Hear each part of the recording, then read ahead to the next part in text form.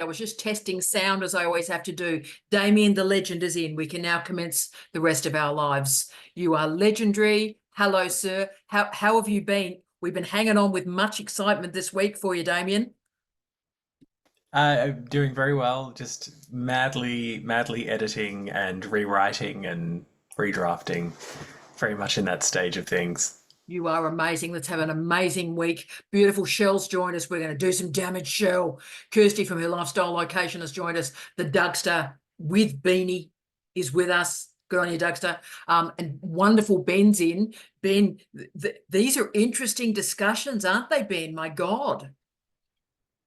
Yes, I mean, I really enjoyed how the deep dive we went into just before, and a bit worried about what it may mean for the future of academia, but we'll have to take everything as it comes. We will. You are phenomenal. It's great to see you, beautiful. Maeve's in. The legend that is Sue Charlton has joined us. We love you, Sue. We love you. I've missed you. Just you are everything to me. You know it to be true. Everything. Oh, thank you, Tara. It's just been a very busy time. I've had lots of interruptions, and that everybody seems to choose Friday morning to keep me busy. Well, let's write something magnificent together now, Sue. You are changing the world. It is amazing. Beautiful City's in. Wonderful Nora's in. We can't manage without Nora. You are legendary. Sophia's in. Lexi's in. We're thrilled, Lexi. Thank you for joining us. And Emma from the People's Republic of Western Australia has joined us. So, colleagues, let's go for it. I've got some big work to do. It's going to be amazing. I'll see you in 29 minutes. Nora, let's do something amazing. Let's go for it. See you soon. 29 minutes. Let's go for it.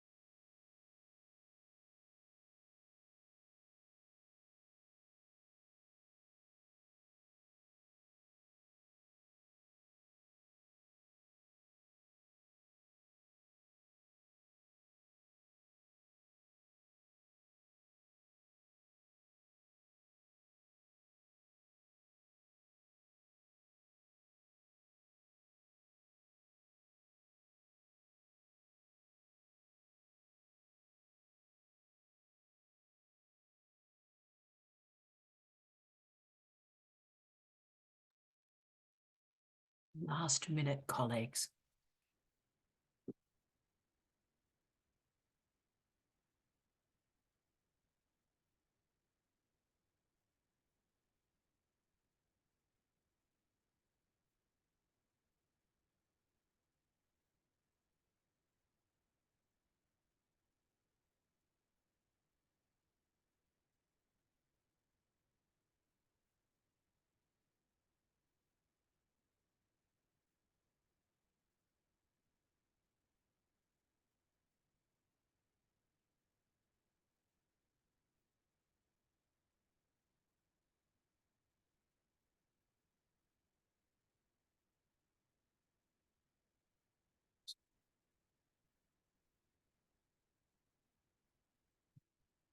And colleagues, we are concluded.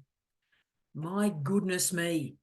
I'll start with Damien. Damien, you and I were shaking that off there, mate. Now, were you drafting? What was going on, Damien?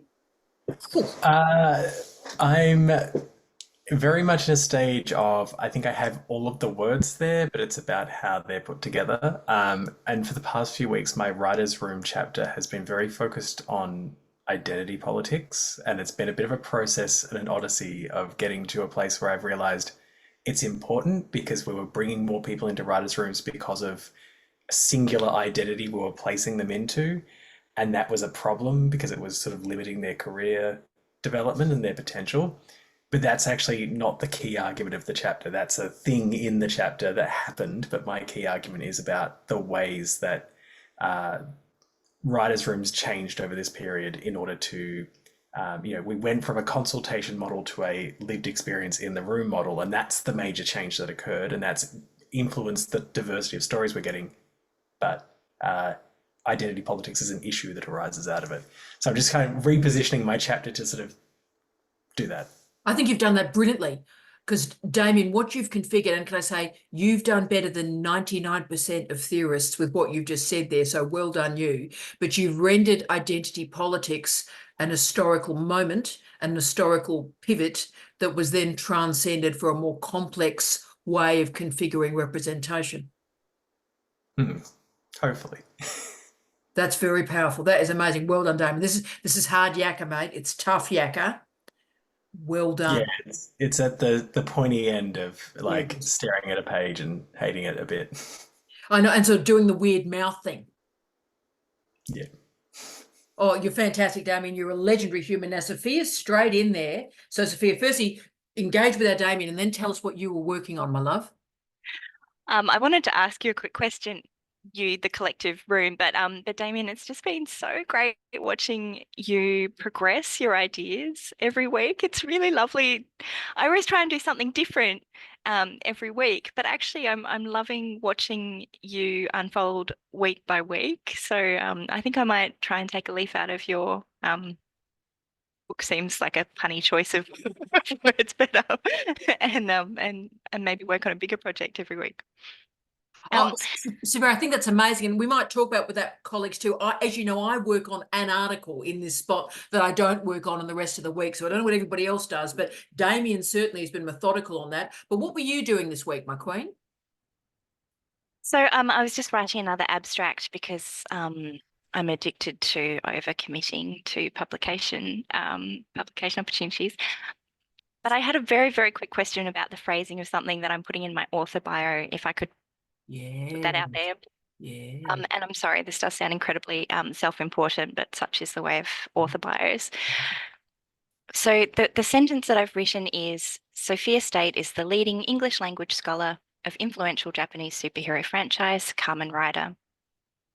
What I'm trying to say is that I'm the leading scholar in English. There are people working on it in other languages, and I want to not, I want to make that clarification. So I'm not the world's foremost expert, but I am the foremost English language expert. Does that come across accurately in the way I've phrased that? Yes, look, it does. What I would suggest is English language with a hyphen expert, English language expert, because that then renders that the adjective to the noun. So it then tethers it, or indeed becomes a compound noun. So I think that's great, Sophia. That is excellent. And good on you. Good on you for claiming that. Don't be embarrassed, girlfriend. Shine, girl, shine. It's a field of about 4 people, so I'm the leading expert of a very small of a very small group. But thank you. You're being very kind, but also you're naughty because it's a lot bigger than that, and you know that. Whereas, darling, I'm in these tiny little fields, and it's only me and my 4 other personalities. So don't you worry. You are magnificent, okay? Legendary, Sophia. And see, Damien, you're changing the world. See that, Damien? You star. Let's go to wonderful Kirsty, who, again, I get so excited every week from her lifestyle location. Now, where are we at, darling? It's like you and Damien, like I hang on every week. Where are we at? Oh, I don't know. I'm definitely not as inspiring as Damien this week, but I am. Well, what I'm doing, I'm feeling very inspired about because I actually have my thesis together to the point that I was working on chapter summaries, and all I've got is a discussion and conclusion before my first full draft is ready. So, and I'm just going through line by line on a couple of chapters, you know, just really boring stuff, but yet it's actually a bit exciting. So, yeah. How does it feel when you start to see the arc, when you see how it all dances together, Angel? Well, do you know, it was really funny because it came to, like, I actually felt I was so far behind. Well, not really. You feel that, right? But you're not. And I thought, there's no way I'm going to get this done in my game is 2.5 years in a 3-year full-time PhD. And but then all of a sudden it came together and I'm like, and so yeah. So that's where I'm at. Like I said, definitely not as inspiring in a writing way or a theoretical way, but doing those chapter summaries going, oh, I've only got a couple of chapter summaries to do. That's pretty exciting. And darling, so much of a PhD is about grinding out a result. Yeah. I often describe, those of you that are football people, I describe it as Manchester United under Sir Alex Ferguson, right? You got to grind out a result. So, see, we haven't got a lot of soccer people on the call, for which I apologise. But he used to win dirty, right? So thanks, Damien. But he used to win 1-0, right? Wasn't pretty, wasn't great, but that's how you get a PhD. You grind out a result, 1-0, right through to extra time, all right? Yeah, and I think too that whole thing that I've heard you say again and again, just touch your research every day, and that's exactly what I've done for the last 3 years, and yeah, and it's made the world of difference. Because when you miss one day, you sort of think, oh, look, I'll watch a bit of Bold and the Beautiful. I'll have a Cardi, drink my own body weight in Cardi. And of course, then one day becomes 5 days and then you lose it. But just doing a reference, doing an abstract every day, that's how you finish. Oh, Kirsty, you're going to change lives today. Dougster, hashtag no pressure, Doug. Doug, and his beanie is with us. He's had breakfast. So, Dougster. Yes, I was finishing off some hot cross buns that were in the freezers. Yeah, so I thought, yeah. Oh, nice. Well done, you. So, Dougster, where are we? Are we on the COC? What were we writing on this? We were.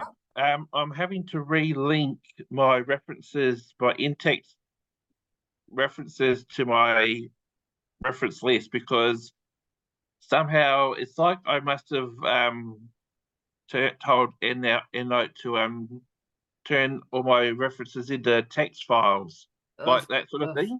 And so when I started adding new references, they weren't alphabetical. They started at the bottom again. So I couldn't. So I'm manually just going through it and updating the references again. Oh, it's to poor Sophia. Like, we're all just horrified with you, Doug. Doug, we all feel your pain. Can I always say, as I always do, with an EndNote issue, contact a librarian immediately. Jamie's offered you some great advice, but when in doubt, call the Jedi Knights of International Higher Education. So, yeah, find a librarian. Find a librarian, and they will change your life. And did you get through my pieces from last week? I did. You haven't sent them through yet? I did. I will be sending them back to you from a particular airport shortly. Okay, because I haven't got anything to send through this week because I didn't get anything except for the update. Because we didn't have our meeting, Angel. No, I had to read 2 theses this week, so okay, it has been focusing the mind a bit. But you're doing magnificently, and you'll get something from an airport. Okay, thank you. You go, Dougster. Proud of you, my love. Now, Queen Shell is in the house. And Shelley, I haven't commented on your amazing frock. I just need to say that frock is gorgeous. That's lovely. Now, what were you working on, Shell? Boundary objects. Yes. Can you hear me okay? I can, I'm excited. Oh, beautiful. Yeah, and I'm refocusing my abstract for the HDR conference and just reflecting on whether to call it a milestone and just to kind of pull in, I'm just doing a lot of reflection and how I'm positioning that as an analytical tool. And the question, can I read you my title, draft working title? Excited. Is it useful to think of enabling programs as boundary objects in higher education? Like, is it useful? And just kind of looking at the way in which it can show up and reveal and contribute. What do you think? My head's just exploded. I could feel my brains come out of my eyes. So so I think that's magnificent. I tell you the word I'm interested in, the word we might work on, Shell, is the word useful. Is the word useful.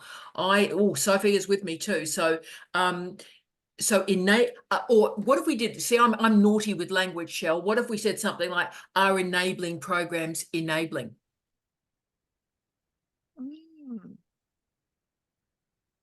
I wanted to wield boundary objects as the critical. Oh, it is.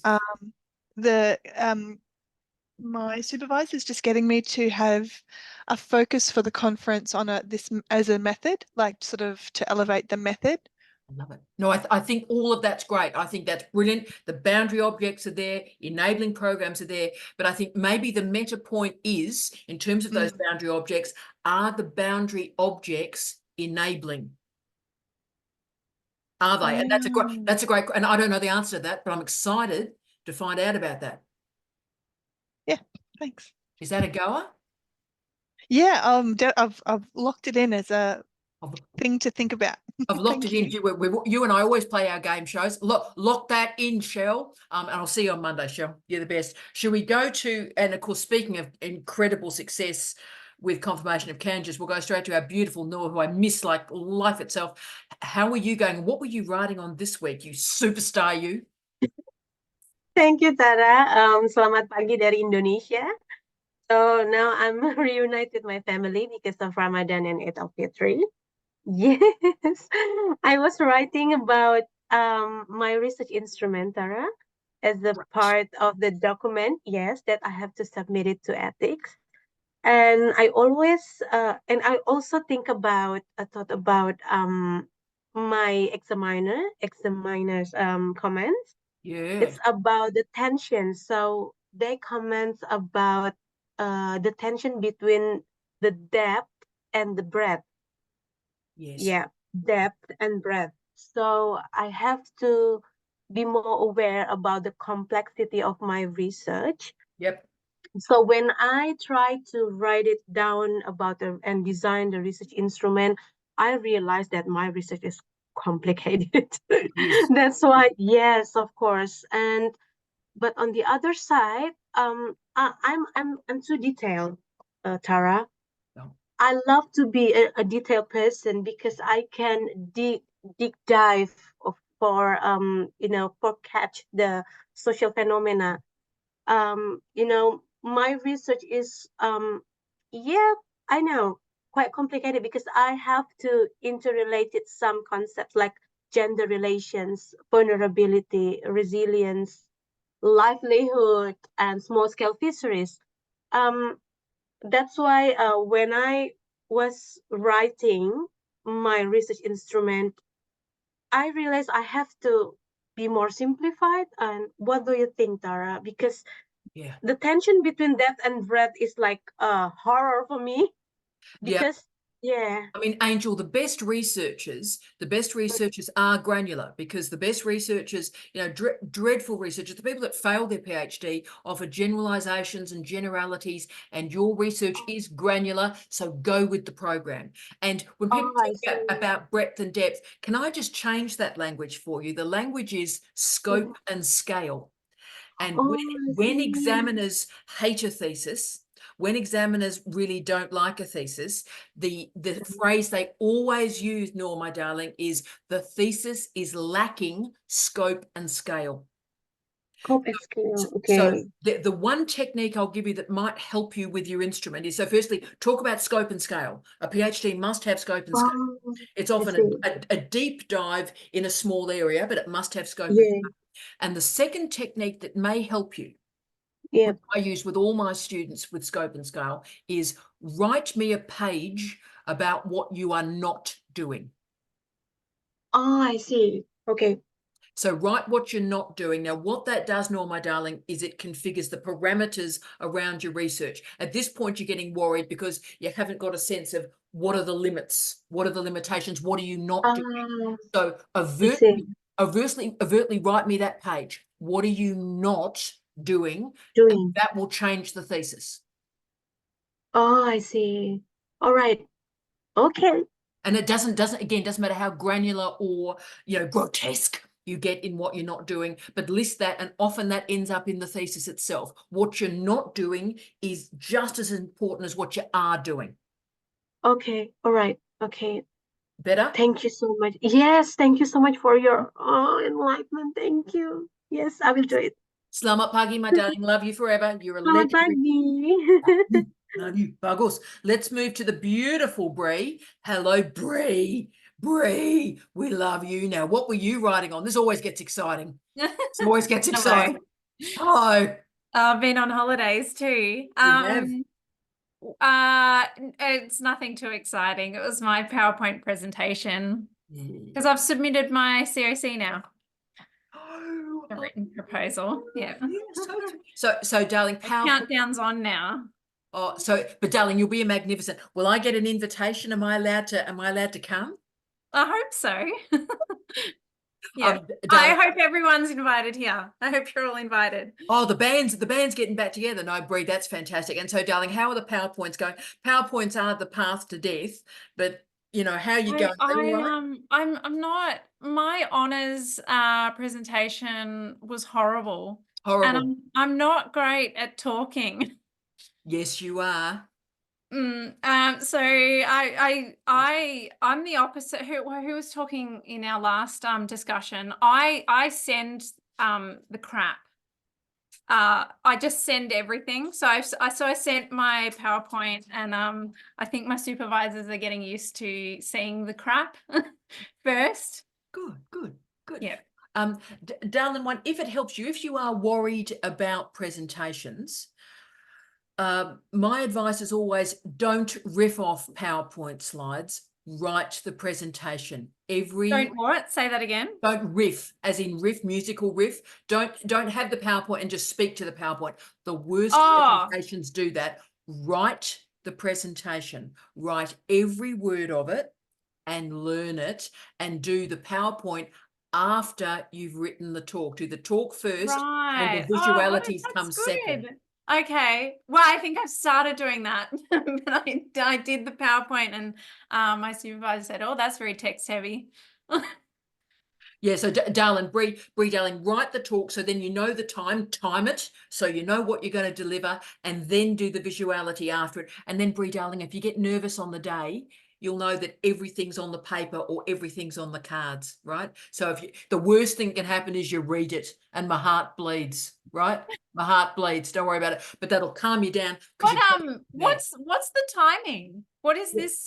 Because there is no set time. I don't think we can't really find a time. Yes, look, I know, and I was watching those emails through the week, people going, I think you should do a presentation for 3.5 hours, basically the length of the 2 reels of Gone with the Wind. No, darling, start at 15 minutes. If it's 15, the world doesn't end. If it gets to half an hour, look, doll, half an hour, we're all close to death, mate. You don't need more than that. If you get it in out in 15 minutes, that's great. But yeah, 30 minutes is about it. Nor, darling, what do you want to say to beautiful Bree? Because you had such a successful COC. Thank you, Tara. Oh, hang on. I'm sorry, Miss Gordner.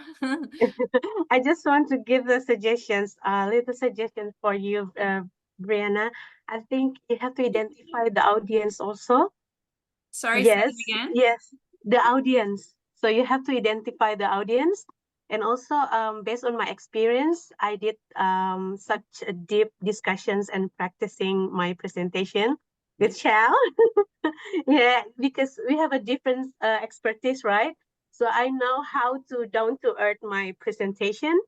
Yeah. I don't want to use like too fancy words, and I practicing, and I know how to make the flow of presentations because and also thanks also for Tara of beautiful suggestions.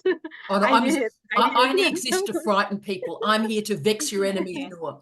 Bree, Sorry. So I write at the kitchen table You do. with my kids, and I've got Macy here. hello, Macy. Lovely to see you, And beautiful. we went to a zine fair in February, and Macy had all her zines on display.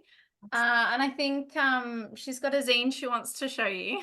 Oh, Macy, show us your zine, Angel. Show us. So, Yeah. me and Ruben made up a word, and it's called what? What? They make words up too. That's, look, I would not know who your mother is. You are so creative. That's fantastic. Well done, you. You just tell me when you're ready to enroll in a PhD, and I will enroll you. Okay, Macy? So, I think we're going to show the whole thing. yeah. That's good. You are amazing. My pet guinea pig, and she's saying, huh? And so the next page she says, ew, I don't want that. And it's healthy guinea pig food. Healthy food. Yeah, we don't eat healthy food in this family. You do. Bree, you are magnificent. Oh, we got more. We've got more. And so, there's a cat called A Stupid Cat, and all of my zines are about him. And so then Milkshake is saying what, and the cat is saying hey, and so Milkshake's saying what again. And so the cat is like, listen to me. That is fantastic. Can we all just thank Macy for sharing that with us? And it's Oh, one more. One more. what? And so, Wow. quick, run! Why run? Because Taco is after us. And then so Taco is there. Zoom. Bree, she is perfect just as she is. Oh, there's more. Thank you, Macy. Oh, I think that's it. That's the. Thank you, Macy. You have changed our day, and I will enroll you when you're ready. Bree, you're magnificent. You have had magnificent children. Keep having them. Absolutely magnificent. And also thank you to beautiful Noor for offering advice to Bree. You're absolutely right. Well done. Thank you. You're fantastic. Can we move to the legendary Siti, wise human that she is? Now, what were you working on this week, my darling? So I've been trying to kind of translate these like circles that I drew that make no sense to anyone, but make sense in my brain. Wow. And it's been a good research week where I'm coring into my findings. But what I've been struggling before yesterday was scope and scale. And I thought before yesterday I had my entire thesis figured out until to the point there I was able to draft an actual abstract, 500 words, and the revised chapterization with findings. But then yesterday I stumbled into something which I think is really big and can change the course of my thesis, but it has more impact and it's grounded on a theory. So it's exciting, but also intimidating because I've never written a theoretical framework kind of work. It's always been, deductive analysis, method synthesis, regulatory patterns and trends. This is the first time where I'm attempting something based on a theory and actually addressing a question which I didn't realize I was addressing from day one is that why is it that some countries are stuck in a regulatory limbo when it comes to regulating emerging tech, and how Malaysia is going down that path and how to address that. So it's a completely new scope, which I would need to resummon my supervisor in committee because it's a slight change in the topic, but I think it's really big. But I don't know where to begin and then I'm trying to revisit some concepts like what is theory, what is theoretical, what is conceptual, and it's really confusing some of the literature that tries to differentiate it. Some even say that, oh, avoid these words, but I have to call it something, right? It's a theory.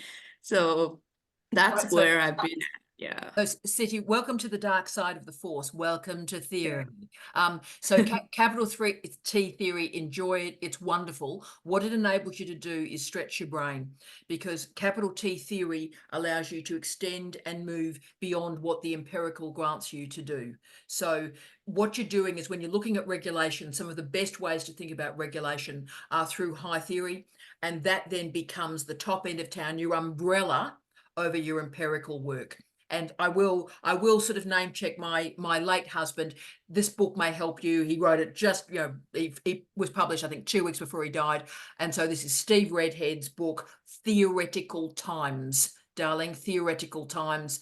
And that book will help you go through the whole process, so you know what theory is, you know how you can take it for a walk, and it might be quite transformative of the project. Not a bad place to start, and his references are a good place to end. Maybe try. Can you let me know how you go? Oh, that's exciting. Oh, fantastic. You are legendary. Shall we go to Ben? Now, Ben, no pressure, Ben. This has been a hell of an exciting day. Now, what were you writing on, Ben? I know, nothing anywhere near as exciting.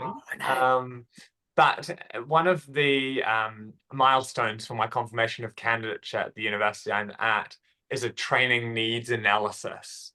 So today I was going through this training needs analysis, which has multiple different lenses to look at career development and research and library skills and all these different areas. And ranking my skills, and then the priority of working on these skills of my PhD, and then creating a plan for the ones that I want to prioritize this year. And so I got a fair way through that, but I still need to work a little bit more on the plans of how to improve those points that I analyzed as wanting to work on. And look, Ben, I'm being naughty. I developed a skill needs analysis at Flinders, and it was transformative for the students. The reason, what it does, darling, is it backwardly maps your skills, right? So it just means you're in control of your life. No one's telling you what you need to do. You tell yourself and you do it, right? So it's great. So randoms like me, deans like me, don't go, by the way, Ben, you need to do this. It's like, well, you tell me what you need, and that's a good thing. Good on you, Ben. You are precious. Should we go to the Kyles? Now, Kylie's actually moved location, so I love it when she moves between sessions. So she doesn't, Kirsty, I think she's trying to compete with you. It's like, I have 2 locations. Kirsty just has 1. So, Kyles, what were you writing on with your new hair? Just to clarify everything, it's more the fact that because at the moment I'm still waiting to get my extra monitor from my workspace, I've had to do the old hokey pokey with the laptops. So this is the other angle of my desk, and you can actually see my pieces of paper. I don't normally show my pieces of paper that my husband put on the wall. He found them in a bookcase, and because I'd never put them up, and he put them up for me. So. Look, I'm in awe. I'm in. We should do that first, and to your husband too. Wow, that's amazing. I don't even know where mine are. I don't even know where mine are. I was the same. He was more proud than I was. He's a lovely human. We're proud of you. Now, what were you writing on, Kyle? I'm a bit, as we talked earlier on, Tara, I again have my batch of work that I always do in this section, which is, again, going through content analysis for the PDs of the asset managers that I've been able to find. So, yeah, just, again, more grunt work and a bit of the analysis behind that. So nothing really exciting, still the slog. But see, I think you're going to get some fantastic analysis out of that, because no one has done that slog. See, part of your SOC is that you've done the slog, and you're going to have empirical data, the exact opposite from City and the high theory. You're going to have granular empirical work that you're going to know what's going on. And again, it's interesting so far finding that, whether you're city, rural, regional, the PDs are very similar. They still require the different technology, a little bit of the softer skills and that, which nothing about the understanding of how to work finance or the other side of things.